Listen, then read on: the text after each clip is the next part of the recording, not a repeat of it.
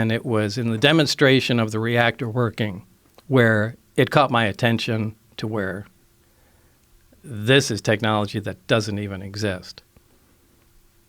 So, I mean, that was the first time I knew that this is really something different. What was it? What was it? What was it about this reactor that made you think that it didn't exist technologically? Well, it was I actually have to back up because there were some briefings that I read before that certainly gave me the impression that this was going to be a weird job, but this was the first hands-on thing.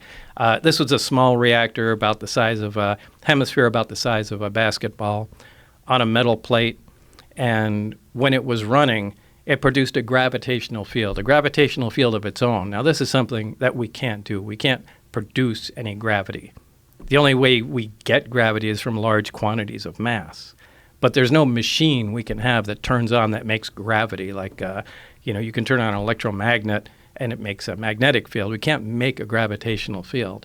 Anyway, this device was producing that. And Barry said, almost like he was bragging, go ahead, try and touch the sphere. And I couldn't. It pushed my hands away, just like two like poles of a magnet. So that was... so like when you take two magnets and you try to press them together and they push against each other? Yeah, that kind of cushion feeling, but you can't get them together. The closer you put them, the more they push. But and you felt that physically with your my hand? Yeah. Now there's nothing that does that, and that immediately caught my attention. Going, wow, this is something else.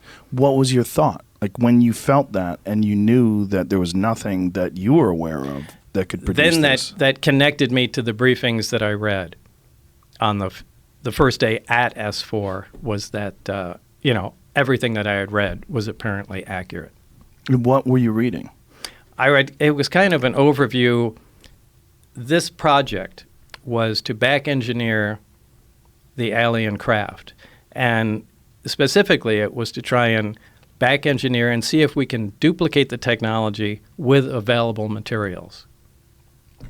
Now, to do this, they split the project into many different pieces. For several reasons. They do this on all classified projects, so nobody has the complete story, but they compartmentalize everything. Now, we had the power and propulsion system.